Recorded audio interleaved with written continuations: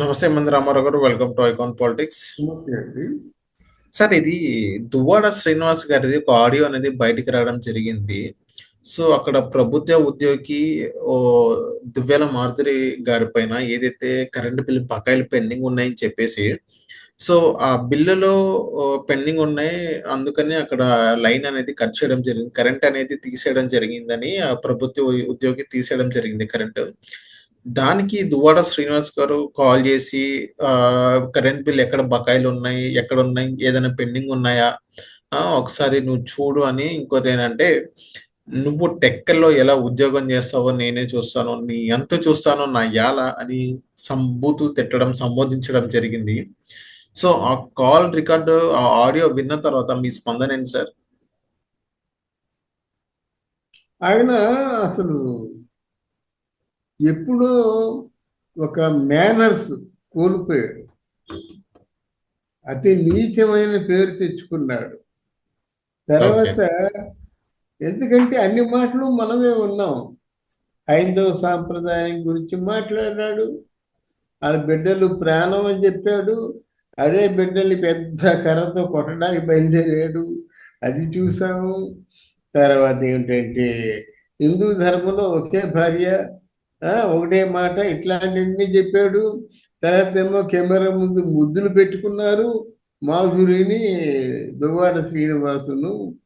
తర్వాత ఏమో డిబేట్లలో నోటికి హద్దు అదుపు లేకుండా మాట్లాడతాడు. ఎన్ని విన్యాసాలు చేయాలో అన్ని విన్యాసాలు చేస్తారు. మన యూట్యూబ్లో అదిగో దువ్వాడ అరెస్టు అంటారు, అదిగో పులి ఇదిగో తోక అంటారు. కానీ ఇంకా దువ్వాడిని బయట ఉంచాలండి. ఆయన ఎమ్మెల్సీ అయితే ఏంటండి? ఎమ్మెల్సీ ఎవరు అంటే ప్రజల్లో ఒకడు ఎమ్మెల్సీయా, లేకుండా వీడికి ఏదైనా స్పెషల్ క్వాలిఫికేషన్ ఉందా? ప్రజలలో కొంచెం బుద్ధిమంతుడు సంస్కారాన్ని ఎమ్మెల్సీగా పెట్టుకుంటారు. ప్రజానురంజకంగా ప్రజల్ని గురించి కూలంకషంగా అర్థం చేసుకొని పోట్లాడి నిస్వార్థంగా సాధించుకుంటారు అనే దానికోసం ఎమ్మెల్సీ ఇస్తారన్నమాట. వాళ్ళే పెద్దలు అంటారు. వాళ్ళు ఉండేదాన్నే పెద్దల సభ అంటారు. ఈవిడ పెద్దాడ, ఎవడు బుద్ధిమంతుడు వాడు పెద్దవాడు. కానీ ఏండ్లు వచ్చినోడా పెద్దవాడని మిత్రలాభంలో పరవస్తు చెన్నయ్య సూరి చెప్పాడు. బుద్ధిమంతులు పెద్దవాడు, కానీ ఏండ్లు మీరు ఒక 60 ఏళ్ళు పైబడతాడు పెద్దోడా. గనక ఇప్పుడు ఒక గవర్నమెంట్ ఎగ్జిక్యూటివ్ ఇంజనీర్ను, అసిస్టెంట్ ఇంజనీర్ను ఇట్లాంటి వాళ్ళు పట్టుకొని రిక్వెస్ట్ చేయాలి. ఏమండి మా కరెంట్కి ఎంత ప్రాధాన్యత ఉంటుందో మీకు తెలుసు కదా, ప్లీజ్ అరేంజ్ అంటారు.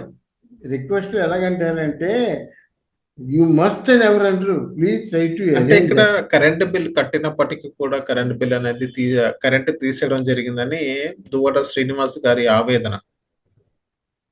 అదే బాబు, నేను పెద్దలు వాళ్ళ తాలూకు ఆలోచనలు ఎలా ఉంటాయంటే యు మస్ట్ డూ ఇట్ అని కాదు.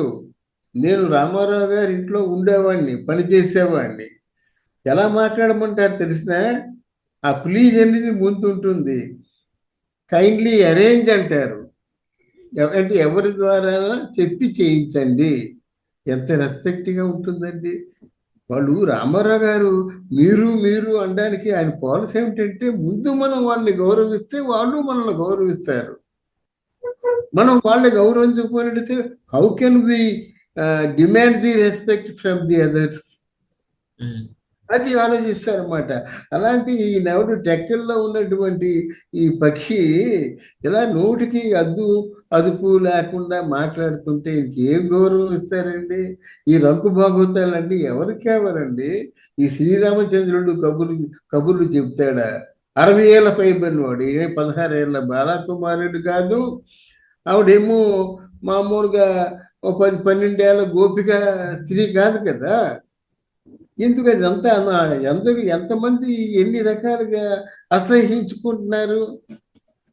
దీంట్లో పెద్ద ఫార్స్ ఏమిటంటే ఎన్ని తప్పులు చేయనియండి వైసీపీ వాళ్ళు, మన తెలుగుదేశం పార్టీ వాళ్ళు మాత్రం వినోదం చూసినట్టు చూస్తారు. ఎవరిని భయపెట్టరు. కనీసం భయపెట్టరు. అది మన ప్రత్యేకత. మరి దేవి రాజకీయం నాకైతే తెలీదు. అంటే ఇక్కడ సార్ మనం చూసుకున్నట్లయితే ఇప్పుడు టెక్కలిలో నువ్వు ఎలా ఉద్యోగం చేస్తావో నేను చూస్తాను అని ఇంకోటేంటంటే నీ ఎంత చూస్తానా అలా అని చెప్పడం ఎంతవరకు కరెక్ట్ అంటారు? ఒక గవర్నమెంట్ ఎంప్లాయీని తెలుసో తెలియకో తప్పు చేశాడు, పొరపాటు చేశాడు అనుకున్నాం. ఫలానా బిల్ నేను పేమెంట్ చేశాను. ఆ బిల్ తొందరగా కరెంట్ ఇవ్వడం కరెంట్ చెప్పినా ఇవ్వకపోతే అప్పుడు ఆయన సీరియస్ అవ్వాలి కానీ డైరెక్ట్ ఒక ఎమ్మెల్సీ ఇంటికి వచ్చి ఎలా తీస్తావు? ఇక్కడ ఎమ్మెల్సీ కార్డు అనేది వాడడం జరిగింది. దానిపైన మీరేమంటారు సార్? ఇది 100% తప్పు దువ్వాడ శ్రీనివాస్దేనండి. అందుకే ఎంత ఉపోద్ఘాతం చెప్పాను. ఆయన మనిషి కాదంటున్నాను నేను. మేనర్స్లెస్ బ్రూట్ అంటాను నేను. మేనర్స్లెస్ బ్రూట్. మనిషితో మనిషి మాట్లాడవలసినటువంటి కనీస సంస్కారం ఉండాలి కదండి. ఎలా ఉద్యోగం చేస్తావో చూస్తారు అన్నడికేమో నేను ఉద్యోగం ఇచ్చాడా? ఉద్యోగం ఇచ్చిన వాడికి కొన్ని ప్రోటోకాల్స్ ఉంటాయి. నీ మీద అవినీతి ఆరోపణలు కానీ, లంచాలు తీసుకోవడం కానీ, నువ్వు దౌర్జన్యాలు చేయడం కానీ, ఇట్లాంటివన్నీ తనకి ఆ సాక్ష్యాధారాలతో రుజువైనట్టయితే అప్పుడు పెద్దల అనుమతితో వీరి మీద ఒక సస్పెండ్ ఫర్ 1 month అలా చేసే అధికారాలు వేళ్ల మీద పై ఉద్యోగస్తులకు ఉంటుంది కానీ ఈయనకే ఉంటుందండి. ఈయన ప్రజల్లో ఒకడే ఈయన. కాదనంటే ఆయన పెద్ద ఆఫీసర్కి ఒక కంప్లైంట్ ఇవ్వగలడు ఇలా జరుగుతుందని. దీనివల్ల ఏమవుతుందో అందరికీ తెలుసు. నువ్వు కొత్తగా జడిపించవలసిన అవసరం లేదంటున్నాను నేను. ఆయన ఖచ్చితంగా కేసు పెట్టాలి. ఆయన సంజాయిషి ఇచ్చుకోవాలి. ఇవాళమో ఏఈని జడిపించాడు, రేపు పొద్దున్న ఇది విద్యుత్ శాఖ ఆ మినిస్టర్నే తీసి పారేస్తానంటాడు. ఏముంది ఆయన అది జరిగే మాటలు మాట్లాడితే ఆలోచించుకోవాలి. ఆ మాటలు ఎలాగా జరగవు. నోటికి వచ్చింది మాట్లాడడానికి ఏ మాటలైనా మాట్లాడచ్చు. చేసే పని ఏంటంటే నోటికి వచ్చినట్టు మాట్లాడతారు. ఎంత దూరమైనా మాట్లాడతారు, ఏ మాట అయినా మాట్లాడతారు. కానీ నాకు చాలాసార్లు చెప్పాను, మళ్ళీ చెప్తున్నాను, చంద్రబాబు నాయుడు, పవన్ కళ్యాణ్ వీళ్ళు మాత్రం ఈ నిర్ణయాలు తీసుకోవడం మాత్రం చాలా పొరపాట్లు చేస్తున్నారని చెప్పాలి.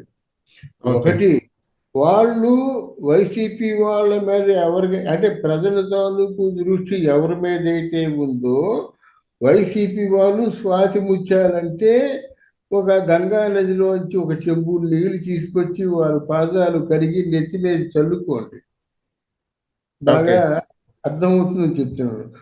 లేదు, 100 కోట్లు 1000 కోట్లు సంపాదించారు, ప్రజల ధనం కొల్లగొట్టేశారు, నరరూప హంతకులైపోయారు, మర్డర్లు చేశారు, మానభంగాలు చేశారు, అవి సాక్ష్యాధారాలతో రుజువైనట్టయితే ప్రజాధనాన్ని 100,000 కోట్లు దోచుకున్నారని సాక్ష్యాధారాలతో రుజువైన తర్వాత వాళ్ళని తగిన శిక్ష వేయండి. శిక్ష మీరేయద్దు.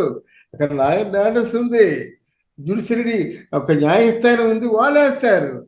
ఆ యాక్షన్ మిమ్మల్ని తీసుకోమని మేము మొరపెట్టుకుంటున్నాం. ఈ తప్పు చేయకపోతే జల్లుకోండి నెత్తి మీద ఆ పాదోదకాన్ని. తప్పు చేసినట్టయితే శిక్ష వేయండి.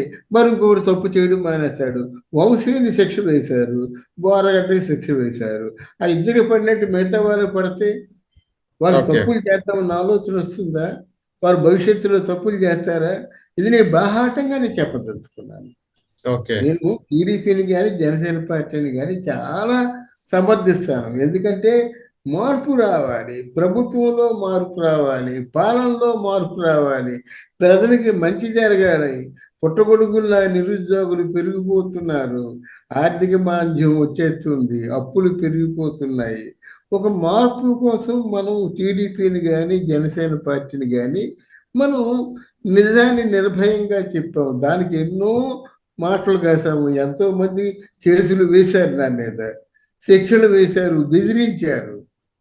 మరి ఈరోజు అదే పార్టీ గురించి చెప్తున్నాను అనమాట. ఎలాగైతే మాత్రం అది రేపొద్దున దీనికి సమాధానం చెప్పుకోవాల్సింది మీరే. అందుకే చెప్తున్నాను, చెల్లించుకోవాలి. మీరు మీ ఉదాసీనత ఏదైతే ఉందో దానికి మీరు సమాధానం చెప్పుకోవాలి. ఇక్కడ రాజకీయాలు కుదరవు. ఎవరైనా ఇవాళ మీకు ప్రాణ సంబంధంగా ఉన్నోళ్ళు రెండో రోజుకి మీ పూర్తిగా ప్రాణాంతకుడు అయిపోతారన్నమాట. అది గుర్తుంచుకోండి. Okay sir. So thank you sir మైకాన్ పాలిటిక్స్ వచ్చినందుకు. Thank you very much.